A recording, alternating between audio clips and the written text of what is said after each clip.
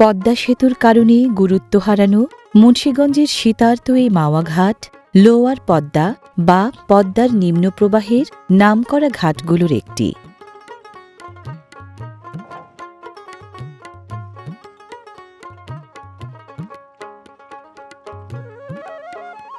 পদ্মার নিম্ন প্রবাহ বা লোয়ার পদ্মার উজানে অবস্থান রাজবাড়ী ও ফরিদপুর এবং মানিকগঞ্জ ও ঢাকা জেলার, আর ভাটি অঞ্চলে রয়েছে শরীয়তপুর, মাদারীপুর এবং এই মুন্সিগঞ্জ জেলা।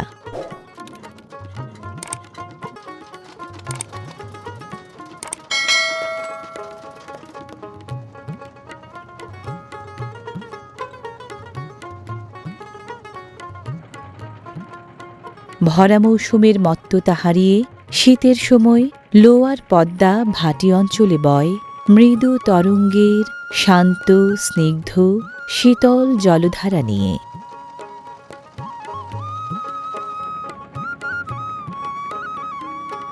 শীত সকালে কুয়াশার ঘেরাটোপ নদীর বুকেও অনেকটা সময় পর্যন্ত বাড়তে দেয় না বেলা, কিন্তু জেলেসহ নদী নির্ভর পেশাজীবীরা শীত সকালের হিমহিম ঠান্ডা গা করেন না। জীবন জীবিকার তাগিদে ব্যস্ত থাকেন যে যার কাজে।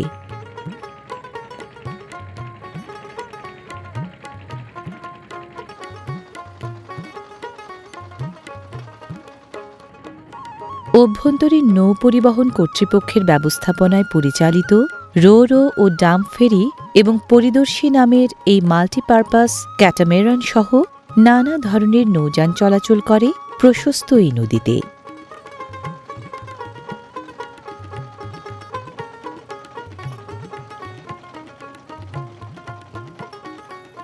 বর্ষায় প্রতি সেকেন্ডে 15 লাখ ঘনমিটার পানি বইলেও শীতের পদ্মায় বয় প্রায় 4.5 লাখ ঘনমিটার। বাংলাদেশের উত্তর কেন্দ্রীয় অঞ্চলের 32 নম্বর নদী পদ্মা 12টি জেলার 32টি উপজেলায় প্রায় 341 কিলোমিটার পথ পাড়ি দিয়ে হয়ে উঠেছে নদীমাতৃক বাংলাদেশের সবচেয়ে দীর্ঘ নদী।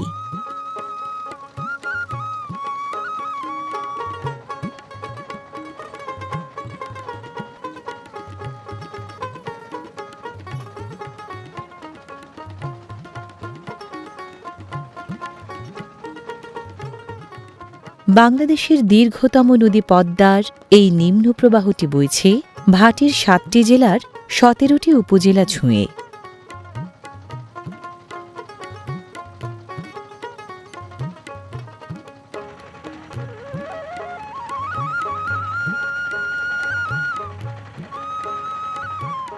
একে তো শীতের সকাল, তার উপর খোলা নদীর বাতাস, হাড় কাঁপুনি সামাল দিতে পানীয় হিসেবে গরম চা কাজে দেয় বেশ।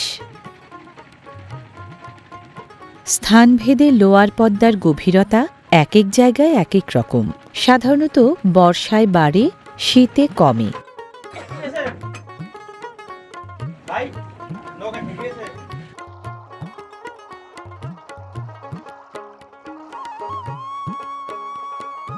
নৌকার মতো কম গভীরতার নৌযানও আটকে যাওয়ার একটাই মানে, পানির নিচে ডুবো চর।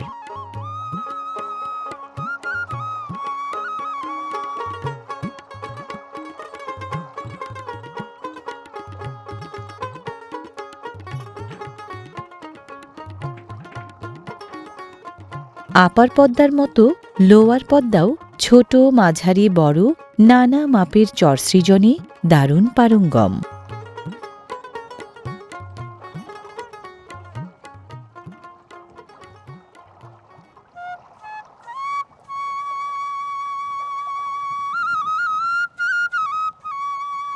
উজান থেকে প্রতিদিন লাখ লাখ টন পলি বয়ে আনে সর্পিল পদ্মা।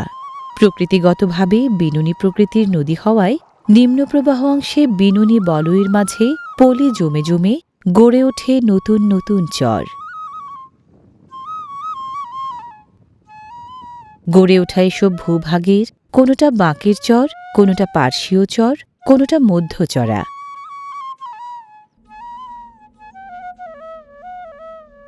নদীতল থেকে জেগে ওঠা নতুন চরগুলো বর্ষায় ডুবে থাকে জলে। পানিতে টান ধরলে ভেসে ওঠে শীত মৌসুমে। চরোৎপাদী পদ্মার বুকে অগুন্তি চর। মোটা দাগের হিসেবে এ নদীর চরগুলো 0.35 কিলোমিটার থেকে শুরু করে 6 কিলোমিটার পর্যন্ত লম্বা।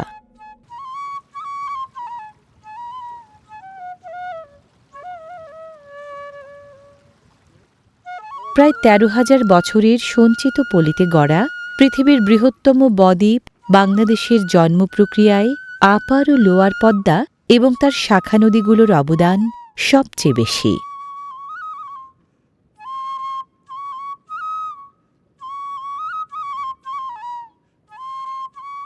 জনবিরল চরে বিরক্ত করার তেমন কেউ না থাকায় শীতের সময় পদ্মার চর হয়ে ওঠে জলচর পাখিদের অভয়াশ্রম।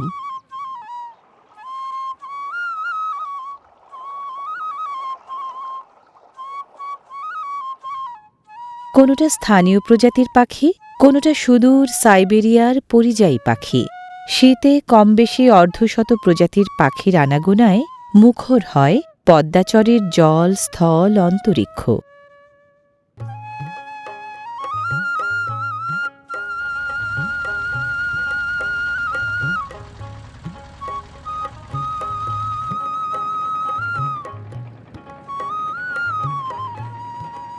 নদীগর্ভ থেকে জেগে ওঠা চরগুলো পর্যাপ্ত পানি, উপযুক্ত আবহাওয়া ও পলি উর্বর মাটি থাকায় ক্রমান্বয়ে হয়ে ওঠে থাকার জন্য বাসযোগ্য এবং ফসলের জন্য চাষযোগ্য।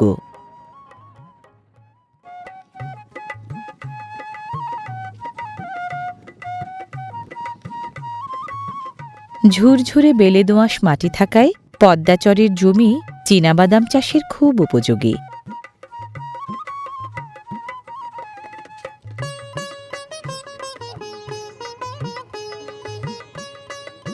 পদ্মাচরের চাষিরা রবি মৌসুমে চীনাবাদামের বীজ সাধারণত বপন করেন মধ্য আশ্বিন থেকে মধ্য কার্তিকের মধ্যে।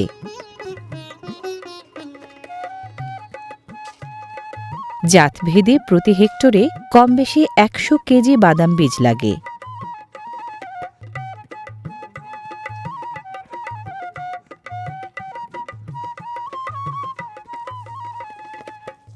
হেক্টর প্রতি 2 থেকে 2.5 টন বাদাম ফলানোর জন্য এখানকার চাষিরা শ্রম দেন ধাপভিত্তিক পরিচর্যার মাধ্যমে।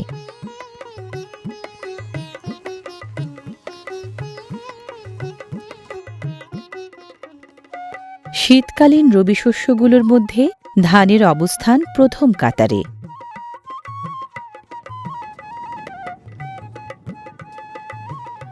শীতকাল রবি শস্য ফলানোর পয়মন্ত মৌসুম। পদ্মাচরের চাষিদের তাই মৌসুমটা কাটে ধারাবাহিক কর্মব্যস্ততায়। ধানের পাশাপাশি গম, ভুট্টা, ডাল, পেঁয়াজ, রসুন, সরিষা ও শাকসবজি সহ অন্য ফসলও ফলে পদ্মাচরে। বালুর পরিমাণ কিছুটা বেশি হলেও পলি ও পানির কারণে জমিতে উর্বরতা বেশি। বাদাম সহ সব শস্যের তাই ফলনও বেশি।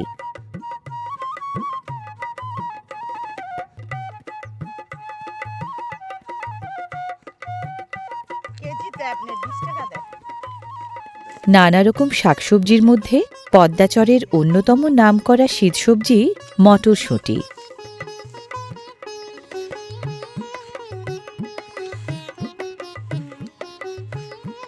পদ্মাচরের চাষাবাদে কৃষাণদের সঙ্গে কৃষাণীরাও সামিল সমান তালে।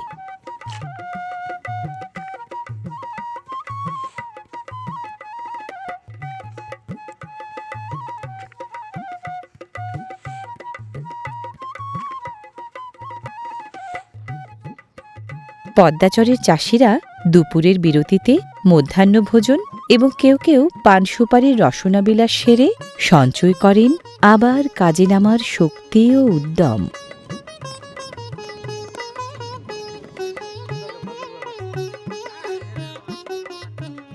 ঋতুতে ঋতুতে রকমারি শস্য যোগান দিয়ে স্থানীয় ও জাতীয় খাদ্য চাহিদা পূরণে গুরুত্বপূর্ণ ভূমিকা রাখছেন পদ্মাপাড়ের কৃষিজীবীরা।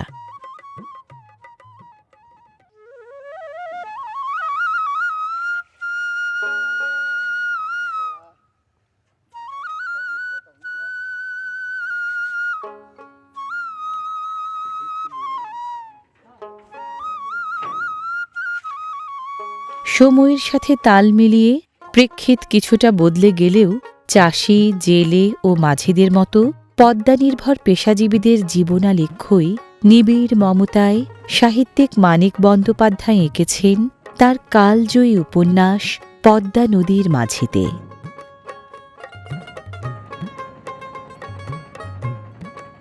পদ্মার বয়ে চলা পথ একদিকে দেশের অন্যতম প্রধান নৌপথ, অন্যদিকে দীর্ঘতম বিভাজক জলপথ। বাংলাদেশের দক্ষিণ ও দক্ষিণ পশ্চিমাঞ্চল এ নদীর কারণে আলাদা হয়েছে দেশের বাদবাকি এলাকা থেকে।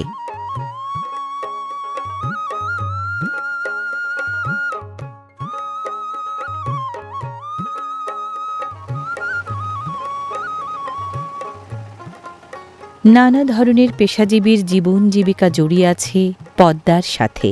এই নদীতে তাই জেলে নৌকা, খেয়া নৌকা, স্পিডবোট, লঞ্চ, ফেরি, পণ্যবাহী বাল্কহেড, কার্গো ও শিপ সহ নানা নৌযানের নিত্য আসা যাওয়া।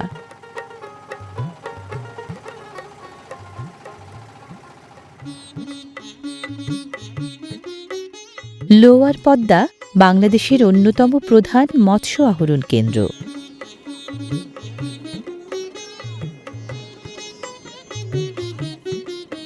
লম্বা টানা জাল আর একাধিক জেলে নৌকা নিয়ে পেশাদার জেলেদের দল বেঁধে মাছ ধরার এমন আয়োজন পদ্মাবক্ষের খুব চেনা দৃশ্য।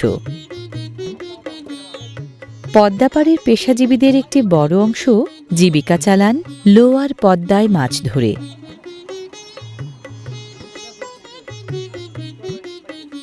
পদ্মাপাড়ের জেলেরা কমবেশি সারা বছরই মাছ ধরেন নদীতে।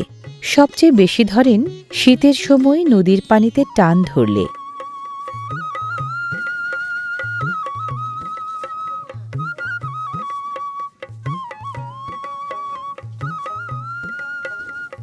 এখানকার জেলেরা ছোট ফোঁকরের টানা জাল বেশি ব্যবহার করেন কাচকির মতো নানা প্রজাতির ছোট মাছ ধরতে।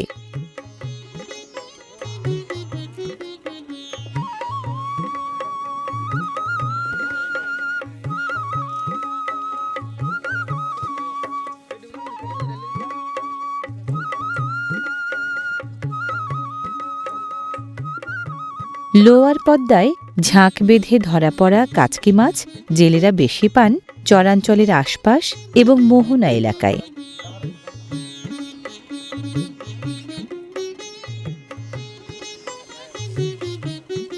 কাচকি মাছ আকারে খুব ছোট হলেও সুস্বাদু ও পুষ্টিকর হওয়ায় ভোক্তাদের খুব পছন্দের মাছ। গন্তব্যস্থল পর্যন্ত মাছ তাজা রাখার জন্য জেলেরা মাছ সংগ্রহ করেন বরফের গুঁড়া সহযোগে।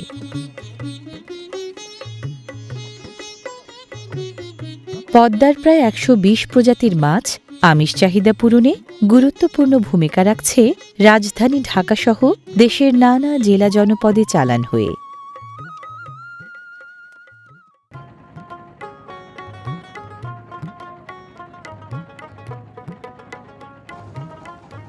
দানের বেলায় পদ্মা যেমন উদার, ভাঙার বেলায় তেমনি কীর্তিনাশা। ভাঙনপ্রিয় এই নদী ভাঙনের খেলায় মেতে কেড়ে নেয় জনপদের পর জনপদ।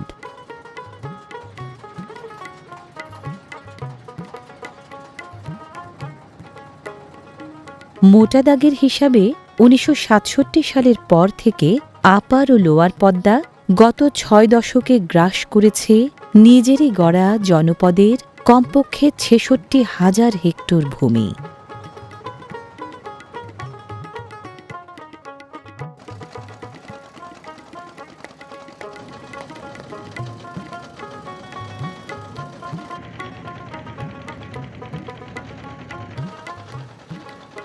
নদীর বুকে বাঁশের বেষ্টনীতে জাল আটকে মাছ ধরার অবৈধ এ উদ্যোগ একদিকে নদীর নাব্যতা কমিয়ে চর সৃষ্টি করে, অন্যদিকে মাছের বৃদ্ধি কমায়।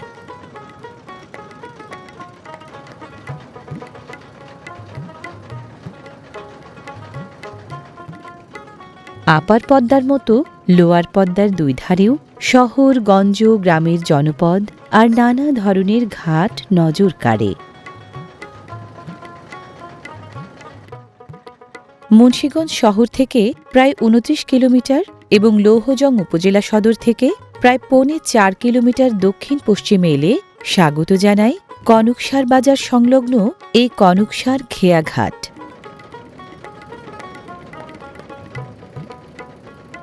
এই কনকসার খেয়াঘাটটি লৌহজংয়ের বিখ্যাত মাওয়াঘাট থেকেও প্রায় ৪ কিলোমিটার পূর্ব দিকে।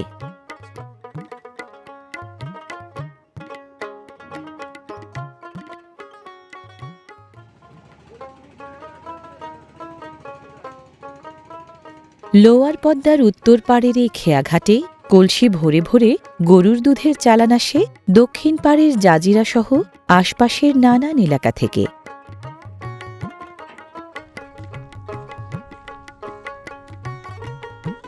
আশপাশের ছোট বড় চরগুলোতে খামারিদের গড়ে তোলা বাথান থেকে এভাবে গরুর দুধের চালান পৌঁছায় নানা গন্তব্যে।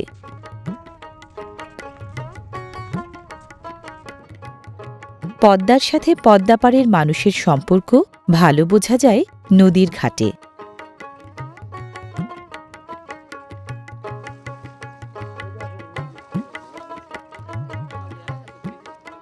কাপড় ধোয়া, গোসল, পানীয় জল সংগ্রহ সহ দৈনন্দিন ঘরগেরস্থালির নানা কাজে ঘাটপাড়ের নদী আর নদীপাড়ের ঘাট স্থানীয় বাসিন্দাদের নিত্য সহায়।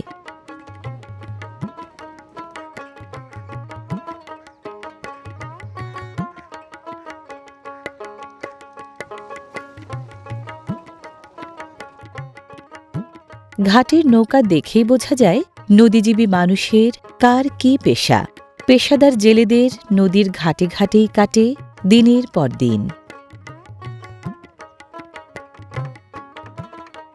নৌকাই নদীজীবী মানুষের মূল বাহন। নদীর ঘাটেই চলে সেই বাহনের মেরামতি, নির্মাণ, দেখভাল।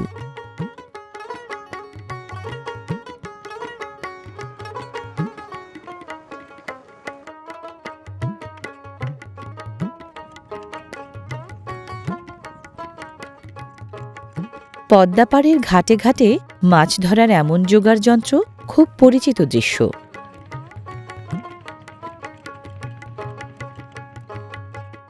পানির গভীরতা ও মাছের ধরন অনুযায়ী লোয়ার পদ্মার জেলেরা মাছ ধরেন নানা রকম জাল দিয়ে।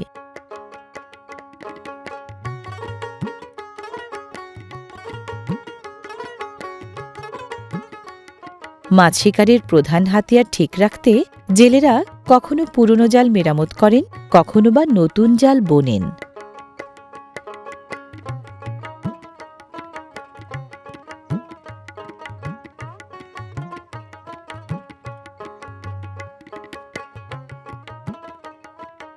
কখনো নদীতে, কখনো ঘাটেই নাওয়া খাওয়া চলে পেশাদার জেলেদের।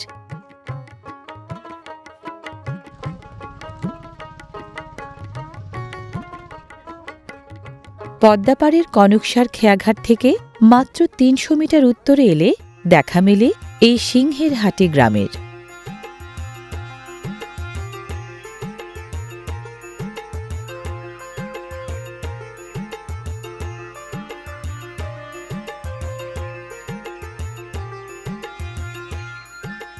টিন ও কাঠের দারুণ সব ঘর আছে এই গ্রামের প্রায় প্রতিটি বাড়িতে।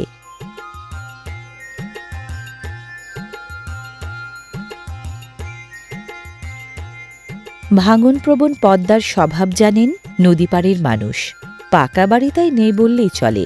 টিন ও কাঠের স্থানান্তরযোগ্য ঘর বানানোটাই এখানকার সর্বজনীন ঐতিহ্য।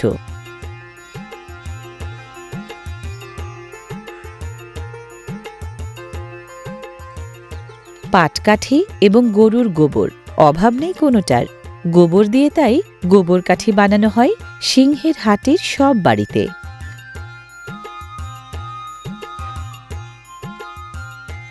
গোবর কাঠির পাশাপাশি জ্বালানি কাঠসহ অন্য উপকরণের যোগানও কম নয় এখানে।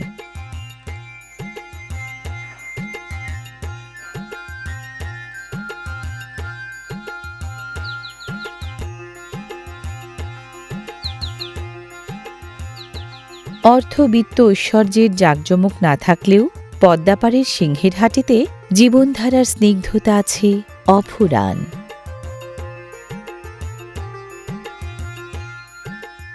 গেরস্থ বাড়ির আঙিনায় শাকসবজির জাংলা এবং সেই জাংলায় সবুজ সতেজ শিম না থাকলেই নয়।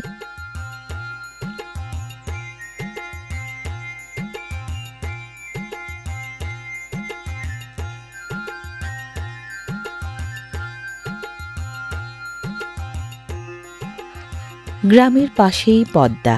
পারিবারিক আমিষ চাহিদা মেটাতে সিংহের হাটের গৃহিণীরা তাই মাছের অভাবে ভোগেন না।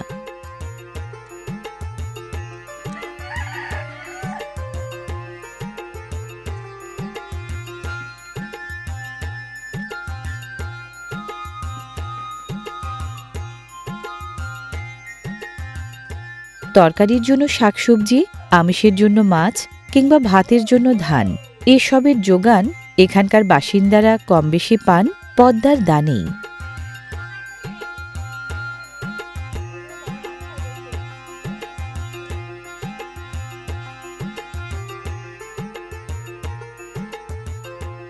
সাংসারিক কাজের ফাঁকে সুই সুতার সেলাই ফোড়াইয়ে পদ্মাপাড়ের মেয়েরা ধরে রেখেছেন সূচি শৈলীর ঐতিহ্যও।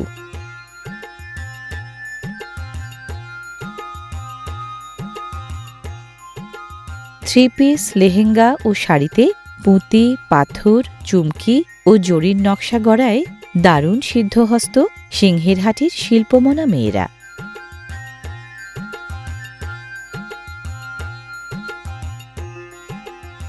পুরান ঢাকার ব্যবসায়ীদের চাহিদা মাফিক পারিশ্রমিকের বিনিময়ে পোশাক অলংকরণের এই কাজ হয়ে উঠেছে বাড়তি আয়ের বিকল্প উৎস।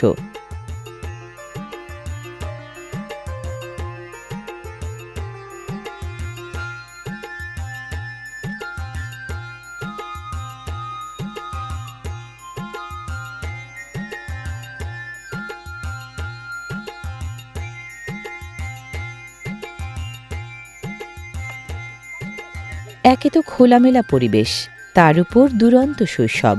পদ্মাপাড়ের শিশুদের ক্রীড়ামোদী না হয়ে উপায় কি?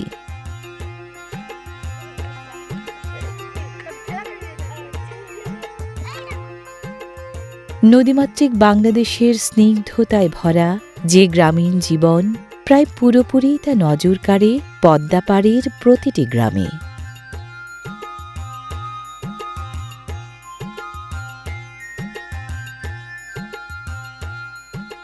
ধর্মজালের কাঠামো বানানো হচ্ছে এখানটায়। ঐতিহ্যবাহী ধর্মজাল বা ভেসাল জাল বানাতে বাঁশ, দড়ি, নাইলনের সুতা, লোহার কাঠি ও জাল লাগে।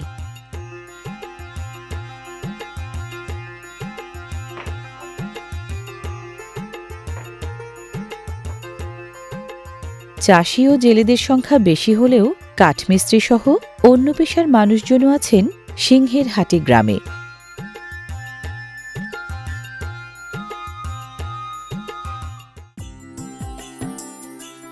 সিংহের হাটির ১.৫ কিলোমিটার দক্ষিণ পূর্বে কলাবাগান কাঠপট্টিতে নজর কাড়ে বিখ্যাত ঘরের হাট।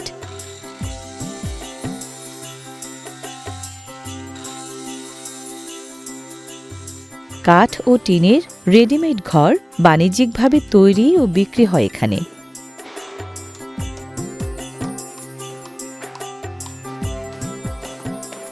কাঠ ও টিনের রেডিমেড ঘর তৈরি ও বিক্রির এমন আয়োজন বা হাট মুন্সিগঞ্জের ৬ উপজেলায় আছে অর্ধ শতাধিক, কম বেশি আছে পদ্মাপাড়ের অন্য জেলা জনপদগুলোতেও।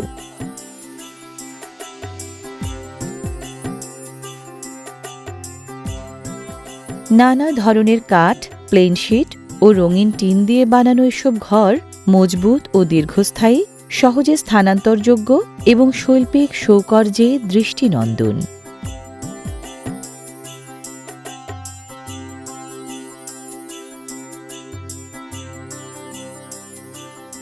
সমকালীন রুচি, আবহমান ঐতিহ্য ও আধুনিক সুবিধার দারুণ মিশেল এখানকার ঘরে।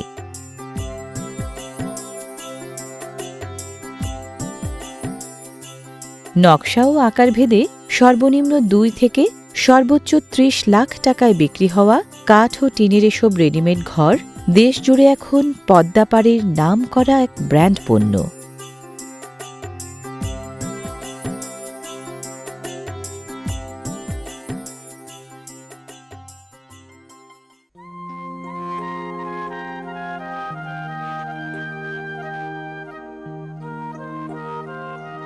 কোথাও পদ্মার পাড়, কোথাও বা পদ্মার চর, যেমন ইচ্ছে খেলার মাঠ হয়ে আনন্দযজ্ঞে মাতায় ক্রীড়ামোদীদের।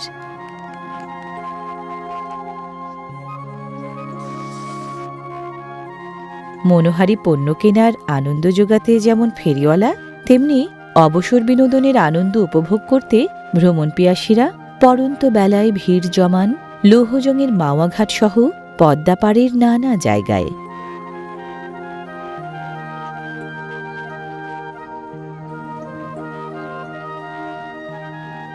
নৌবিহার, মুখরোচক খাবারের রসনাবিলাস আর বেলা বদলের ঐশ্বর্য উপভোগের জন্য লোয়ার পদ্মার পাড়গুলো আকর্ষণীয় হয়ে উঠছে দিন দিন।